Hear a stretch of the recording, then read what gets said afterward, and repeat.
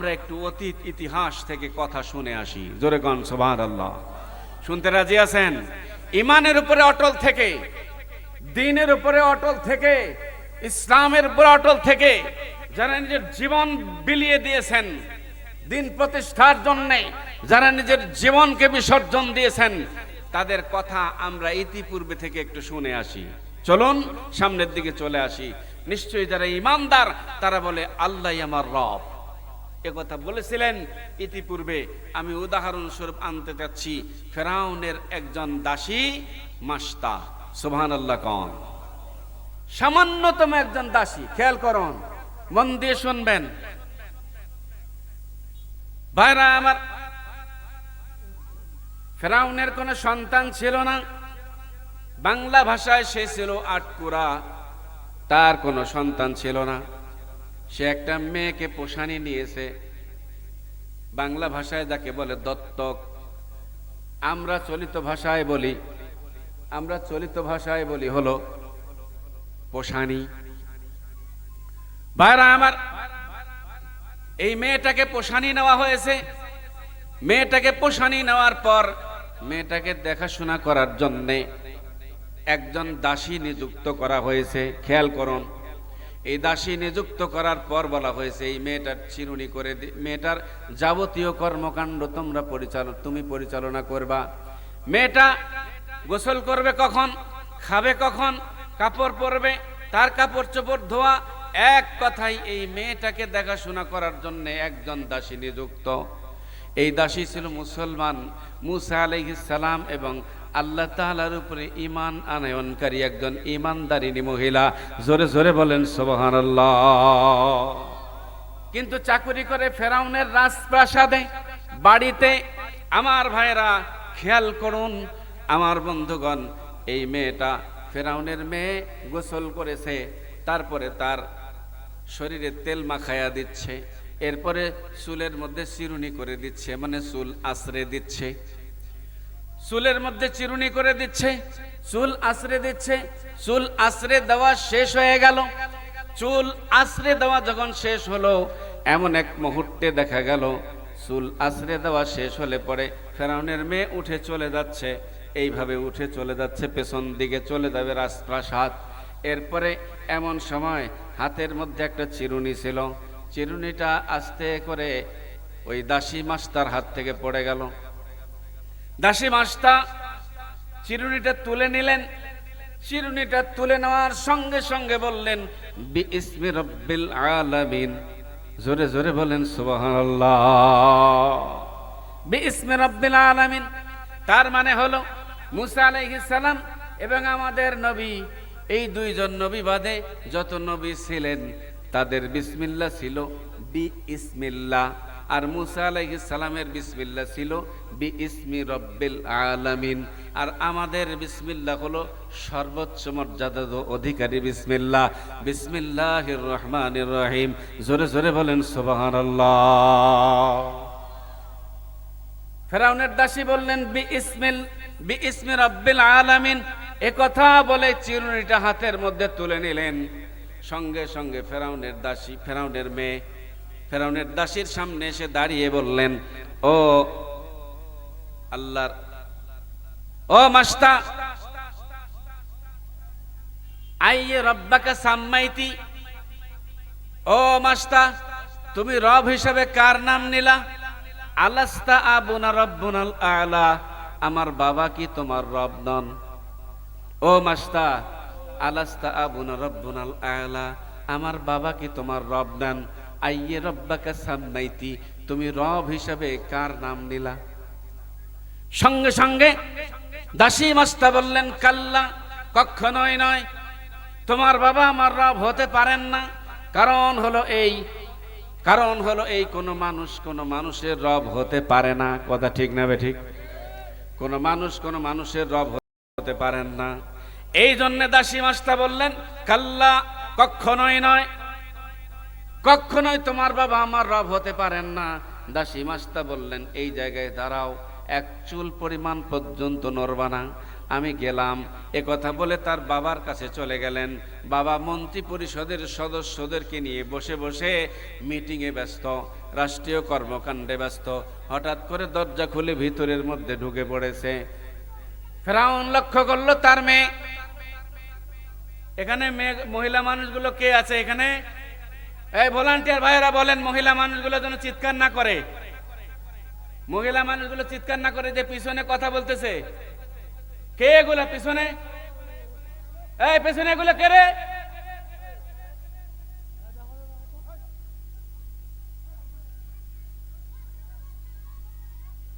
ভাইরা আমার, দাসী মাস্তা বললেন কখনোই না, ফেরাউন কখনো আমার রব হতে পারে না, ফেরাউন কখনো আমার আল্লাহ হতে পারে না, আমি তাকে মানি না। ফেরাউনের মেয়ে বলল থামো। রাজপ্রাসাদে চলে গেল, দরজায় ধাক্কা দিলেন। ধাক্কা দেওয়ার সঙ্গে সঙ্গে ফেরাউন মেয়ের দিকে তাকালেন, মা ঘটনা কি? কয় আমি আপনার কাছে এসেছি, ইয়া আবি আলাস্তু আলাস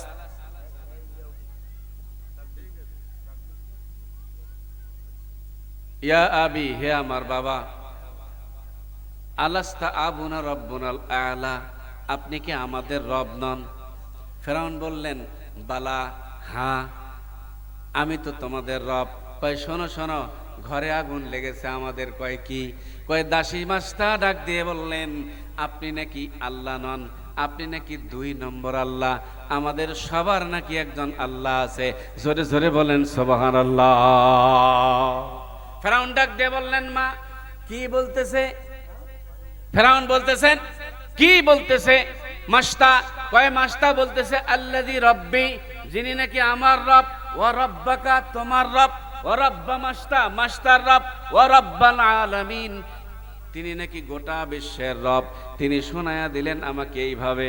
ফেরাউন একথা শোনার পরে রাগে অগ্নিশর্মা হয়ে গেল, থরথর করে রাগে কাঁপতেছে। এক মুহূর্ত দেরি করতে চাইলেন না, আমি আর দেরি করব না, এই মুহূর্তে আমি চলে যাচ্ছি। রাষ্ট্রের কর্মকাণ্ড এই মুহূর্তে, সংসদ অধিবেশন মুলতবি করা হলো। আর সংসদ অধিবেশন হবে না, আমি বলতেছি শোনো, আর সংসদ অধিবেশন হবে না, তোমরা সবাই চুপচাপ বসে দাও। সঙ্গে সঙ্গে কনস্টেবলকে ডাক দেয়া হলো, এসআই পুলিশকে ডাক দেয়া হলো। পুলিশকে ডাক দিয়ে বলতেছেন যাও তাড়াতাড়ি করে মাস্তাকে ধরে নিয়ে আসো, মাস্তাকে ধরে নিয়ে আসো, তার বিচার এই মুহূর্তে আমার জরুরি ট্রাইব্যুনালে করা হবে। জোরে জোরে বলেন নাউজুবিল্লাহ। মাস্টার অপরাধ কি? ঈমান এনেছেন এক আল্লাহর উপর, ঠিক না বেঠিক? জোরে বলেন ঠিক না বেঠিক? ঈমান এনেছেন এক আল্লাহর উপর, তার অপরাধ একটাই, তাকে ধরে নিয়ে আসো, তাকে ধরে নিয়ে আসো। পুলিশ চলে গেল, কনস্টেবল চলে গেল, ধরে নিয়ে আসা হলো দাসী মাস্তাকে। আমার ভাইয়েরা, দাসী মাস্তাকে ধরে নিয়ে এসে আসামির কাঠগড়ায় দাঁড় করিয়ে দেওয়া হলো। মন্ত্রী পরিষদের সব সদস্যরা বসা, ফেরাউন বসা। ফেরাউন এমন সময় বললেন মাস্তা আইয়ে রব্বাকা আইয়ে রব্বি আখবারতি, তুমি কোন রবের সংবাদ দিচ্ছ?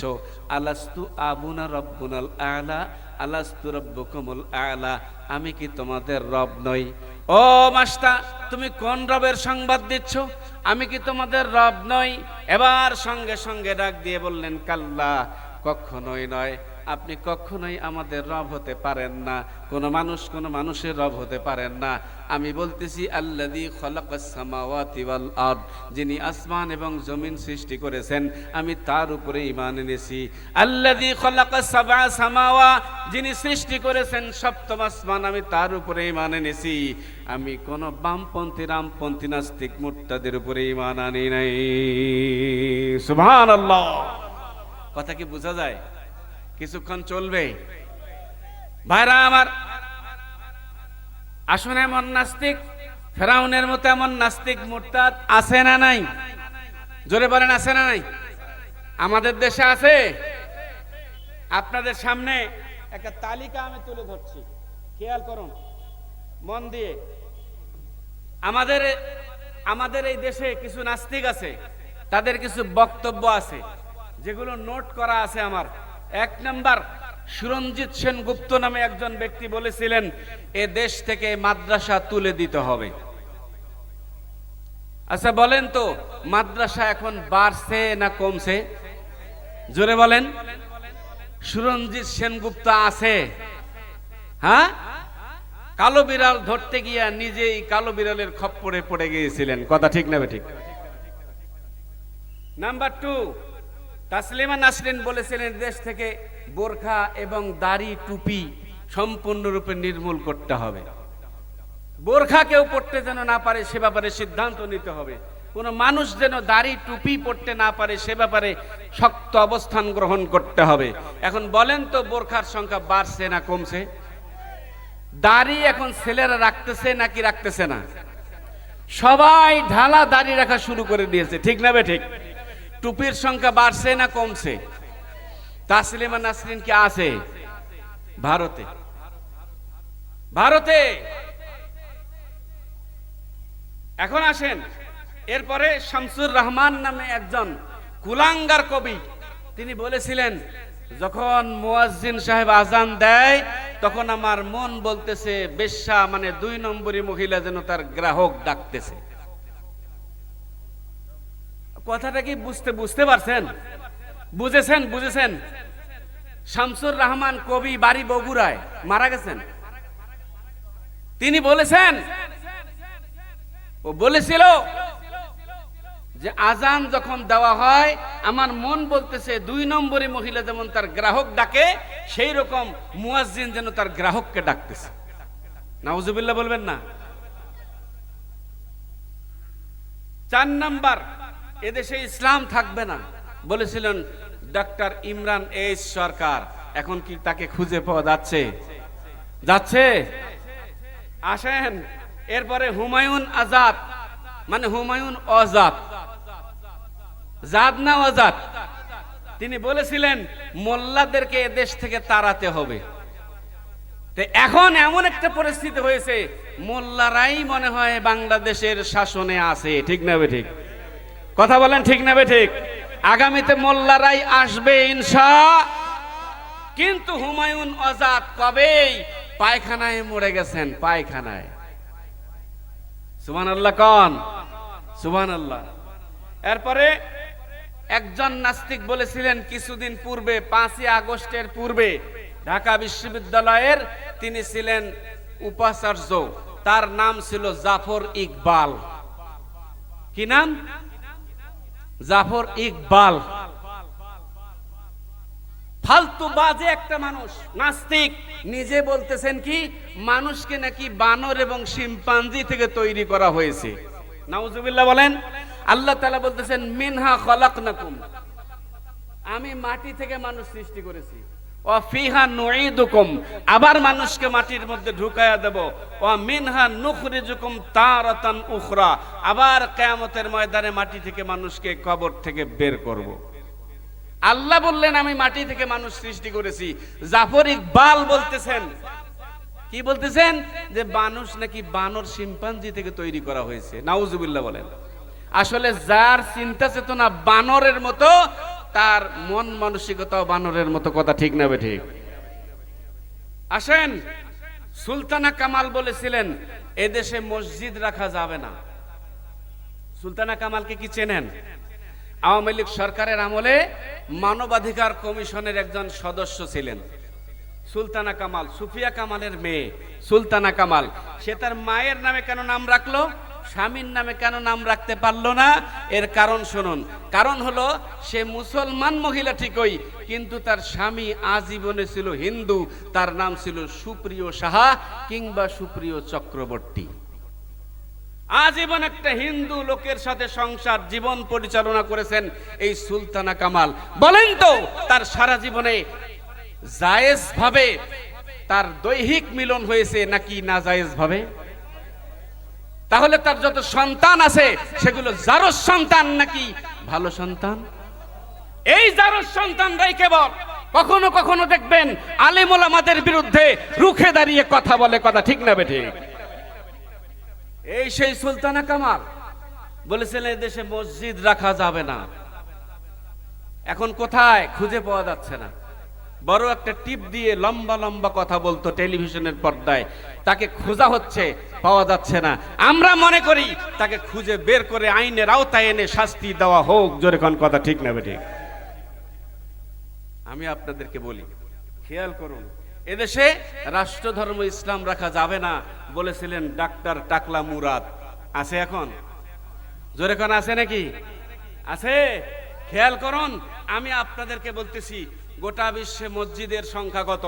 মসজিদের সংখ্যা গোটা বিশ্বে প্রায় আপনার হলো, এই মুহূর্তে মনে পড়তেছে না, তবে প্রথমে বলি আপনাদেরকে, ইরানে মসজিদ আছে 34,000, মরক্কোয় মসজিদ আছে 39,000, মিশরে মসজিদ আছে 41,000, সৌদি আরবে মসজিদ আছে 94,000, মিশরে মসজিদ আছে 1,08,000, এরপরে ইয়ামেনে মসজিদ আছে 50,000, পাকিস্তানে মসজিদ আছে 1,15,000, বাংলাদেশে মসজিদ আছে সরকারি হিসাব অনুযায়ী 2.5 লক্ষ।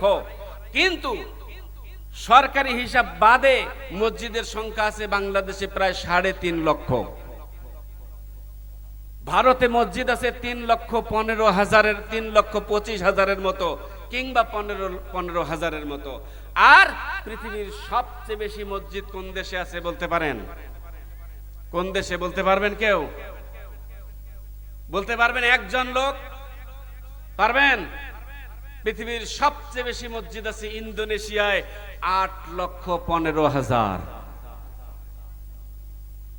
ইন্দোনেশিয়ায় 27 লক্ষ বর্গ কিলোমিটারের রাষ্ট্র হলো ইন্দোনেশিয়া। ইন্দোনেশিয়ায় এক সময় মুসলমান ছিল মাত্র 8%, মুসলমান ছিল মাত্র 100 জনের ভিতরে 7 থেকে 8 জন, আর এখন হিন্দু আছে মাত্র 7 থেকে 8 জন, বাকি লোক সব মুসলমান হয়ে গেছে। জোরে কোন সুবহানাল্লাহ। কেমন করে হলো? আন্তর্জাতিক পর্যায়ে যখন আমি খুতবা দেই মসজিদে, আন্তর্জাতিক পর্যায়ে যদি কোনো বিষয়ে ওয়াজ করা যায়, সেদিন আমি কথা বলতাম। এটা শুধু সুলতানা কামালকে কেন্দ্র করে বললাম যে এদেশে মসজিদ রাখা যাবে না, কিন্তু আমি আপনাদেরকে বলি, দিনের পর দিন, রাতের পর রাত, মাসের পর মাস, বছরের পর বছর মসজিদ হইতে আছে। কথা ঠিক না বেঠিক? অতএব মসজিদ অতীতে ছিল, বর্তমানে আছে, ভবিষ্যতে থাকবে, আরো বাড়বে। সুলতানা কামালদের মতো নাস্তিক মুট্টাদের এদেশে থাকবে না। কথা ঠিক না বেঠিক? আসুন আপনাদেরকে বলি, ভাইরা আমার, আসুন মূল কথায় চলে যাই। দাসী মাস্তা, তাকে ধরে নিয়ে আসা হলো। ফেরাউন ডাক দিয়ে বললেন, আইয়ে রব্বি আখবারতি, তুমি কোন রবের সংবাদ দিলা? ও মাস্তা, তুমি কোন রবের সংবাদ দিলা বলো দেখি। আলাস্তু রব্বুকুমুল আলা, আমি কি তোমাদের রব নই?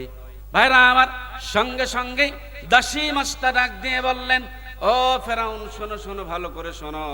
আল্লাযী রব্বি, আমি ঈমান এনেছি সেই রবের উপরে যিনি আমার রব, ওয়া রব্বাকা, তোমার রব, ওয়া রব্বা বিনতাক, যিনি তোমার মেয়ের রব, ওয়া রব্বাল আলামিন, যিনি গোটা মহাবিশ্বের রব। জোরে জোরে বলেন সুবহানাল্লাহ। তিনি বললেন, ও ফেরাউন শোনো, যিনি আমার রব, যিনি তোমার রব, যিনি তোমার মেয়ের রব, তিনি গোটা বিশ্বের রব, আমি তার উপরে ঈমান এনেছি। সুবহানাল্লাহ কোন? ঈমানদার কাকে বলে? ঈমানদার কি জিনিস? ঈমান এমনি হয় না। আপনি মনে করছেন আমার বাপ দাদা 14 গোষ্ঠী মুসলমান ছিল, আমিও মুসলমান, কিন্তু আপনি কি প্রকৃত ঈমানদার? কথা বলেন, প্রকৃত ঈমানদার না। কারণ আপনি তো নামাজই পড়েন না। ঠিক না বেঠিক? জোরে কোন? মসজিদের পক্ষ থেকে মাহফিলের আয়োজন করা হয়েছে। মসজিদে আজকে ঈশার নামাজ কয়জন পড়েছেন? মাগরিবের নামাজ কয়জন পড়েছেন? আসরের নামাজ কয়জন পড়েছেন? জোহরের নামাজ কয়জন পড়েছেন? ফজরের নামাজ কয়জন পড়েছেন? হাত যদি তুলতে বলি, লোক পাওয়া যাবে? পাওয়া যাবে? খুব কঠিন অবস্থা। হাত তুলতে বলবো না, আপনাদেরকে লজ্জাও দেব না। সুতরাং শুনুন, ঈমানদার কাকে বলে? ফেরাউনের দাসী, ফেরাউন ডাক দিয়ে বলতেছেন, দাসী শোনো, তুমি যা আমাকে রব হিসাবে মানলা না, আমাকে রব হিসাবে তোমার মানতে কষ্ট হচ্ছে। শোনো দাসী, এই মুহূর্তে তোমার পরিণতি কি হবে তুমি কি জানো? কয় আমি ভালোভাবে জানি। কয় তোমাকে কিন্তু পৃথিবী থেকে বিদায় করে দেওয়া হবে। কয় আমি রাজি আছি। তোমাকে ফাঁসিতে ঝোলানো হবে। কয় আমি রাজি আছি। তোমার বাড়িঘর সব দখল করে নেওয়া হবে। কয় আমি তাও রাজি আছি। জোরে কোন সুবহানাল্লাহ। আমার ভাইয়েরা, ফেরাউনের দাসী যখন এ কথা বললেন, ফেরাউন বললেন, শোনো, রাজপ্রাসাদের আমার রাষ্ট্রীয় সমস্ত মন্ত্রী পরিষদের সদস্যরা, এখন সিদ্ধান্ত কি নেওয়া যাবে? সামান্য একজন দাসীর কাছে আমি মাথা নত করব, এটা কেমন করে হয়? একটা সিদ্ধান্ত গ্রহণ করো, কি করা যায়? ভাইরা আমার, এবার দাসীকে ডাক দেয়া হলো, দাসী, এখনো সময় আছে, তুমি ইসলাম ধর্ম ত্যাগ করো, মুসার রবকে ত্যাগ করো, মুসার আল্লাহকে ত্যাগ করো, তা না হলে কোনো দিন তোমাকে ছাড় দেয়া হবে না, এই মঞ্চেই তোমাকে ফাঁসির মঞ্চে ঝোলানো হবে। ভাইরা আবার, ফেরাউনের দাসী ডাক দিয়ে বললেন, আমাকে ভয় দেখাবেন না, আমি সেই আল্লাহর উপরে ঈমান এনেছি, শুনুন, হুয়ার রহমানুর রহিম, আল মালিকুল কুদ্দুসুস সালামুল মুমিনুল মুহাইমিনুল আজিজুল জব্বারুল মুতাকাব্বিরুল সামাদুল আহাদুল বাদিউল কবিউল বাসিতুল ওয়াজিদুল মাজিদুল। এইভাবে বলতে বলতে ভাইরা আমার, একটা নয়, দুইটা নয়, প্রায় 99টা আল্লাহ তাআলার গুণবাচক নাম উল্লেখ করে বললেন, ফেরাউন শোনো, আমি আল্লাহ তাআলার এই যে এতগুলো গুণ, সেই এতগুলো গুণের অধিকারী আল্লাহ তাআলার উপরে আমি ঈমান এনেছি। সুবহানাল্লাহ। এতগুলো গুণের অধিকারী যেই রব, আমি সেই রবের উপরে ঈমান এনেছি। এবার মন্ত্রী পরিষদের সিদ্ধান্ত হলো, মাস্টার 3টা মেয়ে আছে, মেয়ে সন্তান 3টা, মেয়ে সন্তান 3টাকে ধরে নিয়ে আসা হলো, তাকে ফেরাউনের সামনে মাথা নত করতে হবে, মাথা নত করতে বাধ্য করা হবে, সেই পরিস্থিতি তৈরি করা হচ্ছে। মাস্টারকে একদিকে দাঁড় করানো হলো, 3টা সন্তানকে আর একদিকে দাঁড় করানো হলো। 3টা সন্তানের মধ্যে সর্বশেষ ছোট্ট সন্তানটা কেবলই মাত্র দুধ পান করে, কথা বলতে পারে না, এমন একটা বাচ্চা, তার মানে হলো তার বয়স এখনো পর্যন্ত 1 বছর হয় নাই, 7 থেকে 8 মাস কিংবা 6 থেকে 7 মাস বয়স, এমন একটা ছোট্ট বাচ্চা, বাচ্চাটাকে ধরে নিয়ে আসা হলো। ফেরাউন বললেন, একটা কাজ করো, তেল গরম করো। তেল গরম করা হলো, বড় বড় কড়াইয়ের মধ্যে তেল টকবক টকবক করতেছে। ফেরাউন বললেন, জল্লাদ, তাড়াতাড়ি করে ওই মাস্টার ছোট্ট মেয়েটাকে ধরে নিয়ে আসো। মাস্টার ছোট্ট মেয়েটাকে ধরে নিয়ে আসা হলো। আমার ভাইরা, মাস্টার ছোট্ট মেয়েটাকে ধরে নিয়ে এসে পাগুলো উপরের দিকে ধরা হলো, কড়াইয়ের মধ্যে তেল, পাগুলো উপরের মধ্যে ধরা হয়েছে, মাথাটা নিচে। দাসী মাস্টারকে ডাক দিয়ে বললেন, ও মাস্টার, এখনো সময় আছে, যদি তুমি ঈমান ত্যাগ করো তাহলে ভালো, আর যদি ত্যাগ না করো তাহলে মনে রাখবা, এই তেলের মধ্যে তোমার সন্তানকে ফেলে দিয়ে চিরতরে বিদায় করে দেওয়া হবে। জোরে জোরে বলেন নাউজুবিল্লাহ। এই মুহূর্তে আমি প্রমাণ করে দেব, আমি ফেরাউন জীবনের মালিক, আমি ফেরাউন মানুষের মৃত্যুর মালিক। এখনো সময় আছে, জোরে কর নাউজুবিল্লাহ। কোন মানুষ মানুষের জীবনের মালিক হতে পারে, মৃত্যুর মালিক হতে পারে। মাস্টার বললেন, খবরদার, যা বলেছেন আর একটা কথা বলবেন না, কারণ কোন মানুষের রব হতে পারে না, কারণ আমি যে আল্লাহর উপরে ঈমান এনেছি। আপনি শুনুন। দাসী মাস্টার ডাক দিয়ে বললেন, শোনো, আল্লাযী খালাকাল মাউতা ওয়াল হায়াতা লিয়াবলুয়াকুম আইয়ুকুম আহসানু আমালা। দাসী মাস্টার ডাক দিয়ে বললেন, আমি ঈমান এনেছি সেই রবের উপরে যিনি মানুষের জীবন সৃষ্টি করেছেন, মৃত্যু সৃষ্টি করেছেন, আর আমলের দিক থেকে কে অগ্রগামী সেটা আল্লাহ তাআলা পরীক্ষা করার জন্যে পৃথিবীতে মানুষ পাঠিয়েছেন। অতএব আমি ঈমান এনেছি সেই রবের উপরে যিনি মৃত্যু সৃষ্টি করেছেন, জীবনও সৃষ্টি করেছেন। ফেরাউন ডাক দিয়ে বললেন, শোনো ভালো করে, তোমার জবান বন্ধ করো, মুখ বন্ধ করো। আমি যে তোমার জীবনের মালিক, আমি যে তোমার মৃত্যুর মালিক, আমি যে তোমার সন্তানের জীবনের মালিক, তোমার সন্তানের মৃত্যুর মালিক, এই মুহূর্তে প্রমাণ দিচ্ছি। জল্লাদকে ডাক দিয়ে বলা হলো, শোনো। আর একজনকে বলা হলো, একটা সাধারণ কয়েদিকে জেলখানা থেকে ধরে নিয়ে আসো। সাধারণ কয়েদিকে জেলখানা থেকে ধরে নিয়ে আসা হলো। সাধারণ কয়েদিকে একটা গরম কড়াইয়ের মধ্যে ফেলে দেয়া হলো। সঙ্গে সঙ্গে হাড্ডিগুলো আলাদা হয়ে গেল, গোশত আলাদা হয়ে গেল। ফেরাউন ডাক দিয়ে বললেন, মাস্টার শোনো, এই মুহূর্তে আমি প্রমাণ করে দিলাম এই সাধারণ কয়েদিটা জীবিত ছিল, আমি তাকে মারলাম, অতএব আমি মৃত্যুর মালিক। আর তোমার মেয়েটাকে কড়াইয়ের মধ্যে এখনো পর্যন্ত আমি ফেলে দেই নাই, এই যে ধরে আছে, তাহলে এটা বোঝো আমি জীবনের মালিক। জোরে জোরে বলেন নাউজুবিল্লাহ।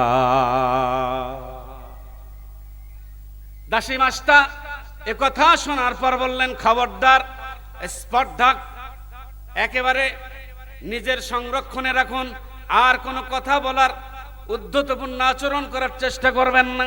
আমি আল্লাহর উপরে ঈমান এনেছি, সেই আল্লাহর উপরে আমি দৃঢ় বিশ্বাস রাখতে চাই, সেই আল্লাহর উপরে আমার ঈমানকে আমি অটলভাবে রাখতে চাই।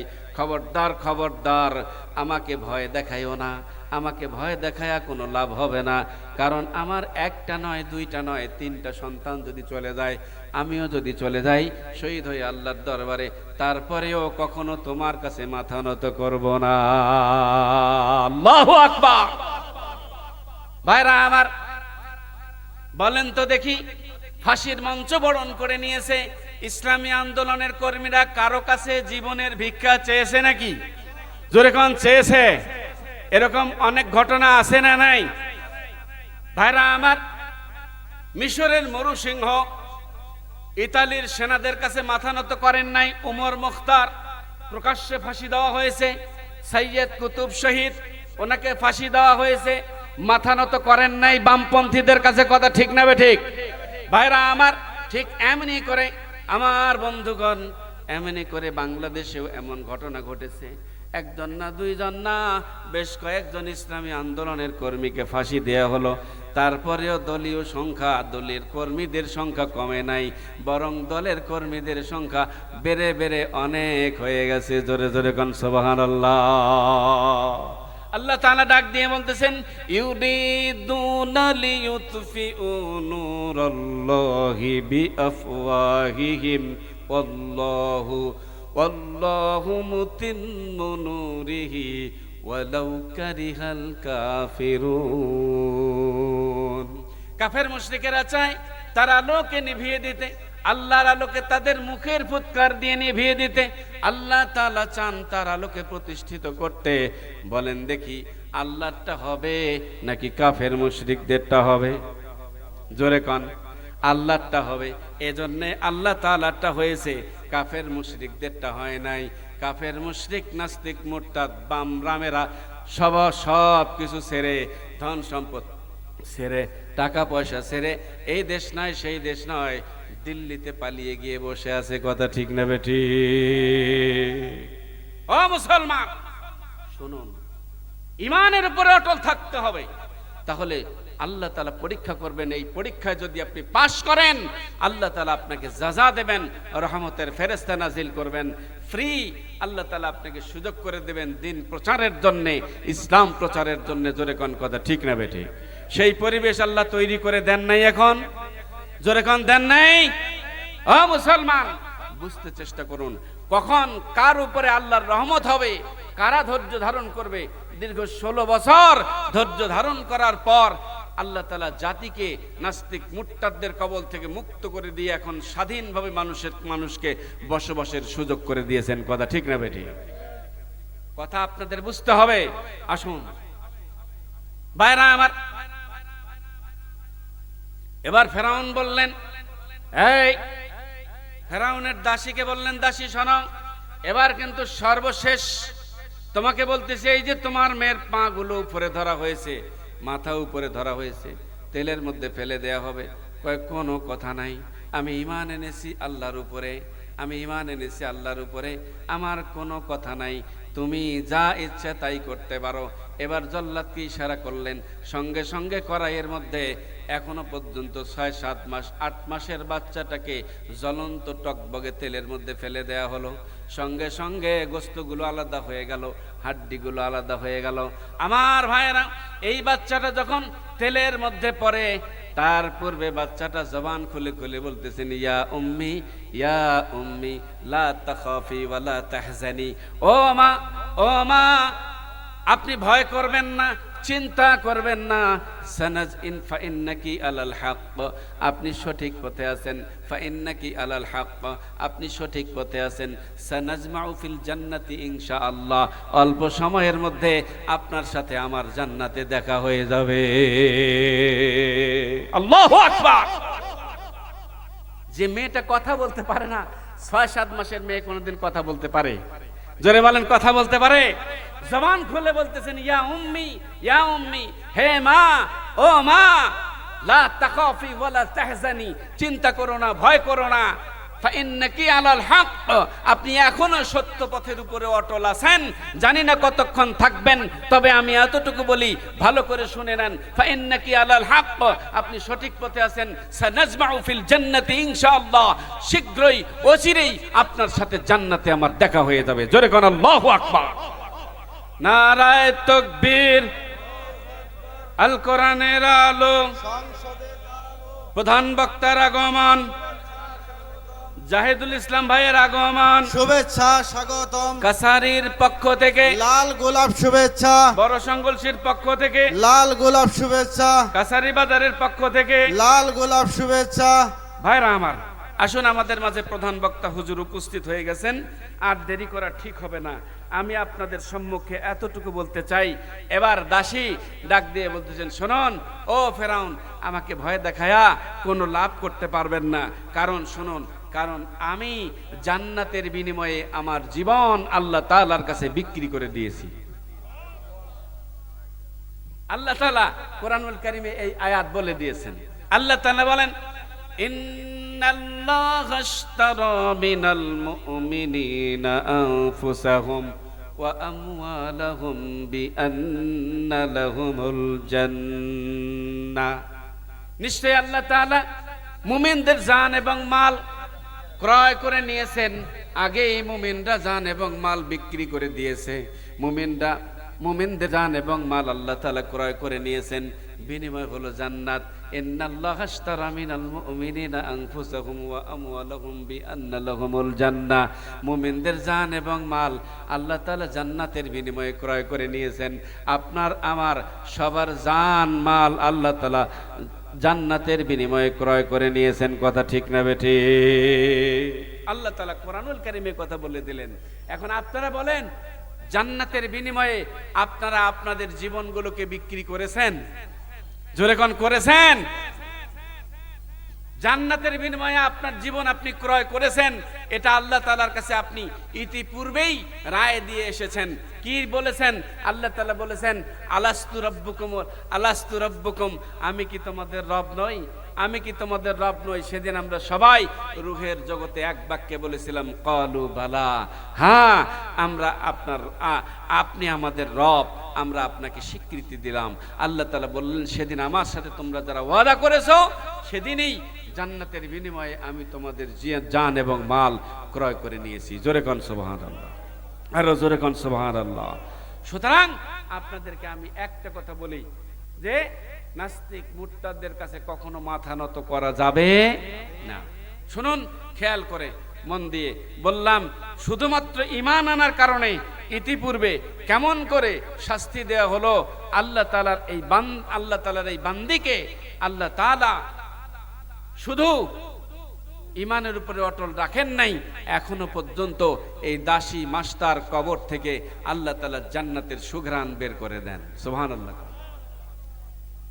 আমি আমার আলোচনা শেষ করব, শুধু 2 মিনিট একটা কথা বলি। আল্লাহর নবী মেরাজের রাত্রিতে সওয়ার করে যাচ্ছেন বরাকের পিঠে। এমন সময় দেখেন একটা সুঘ্রাণ আসতেছে জান্নাতের।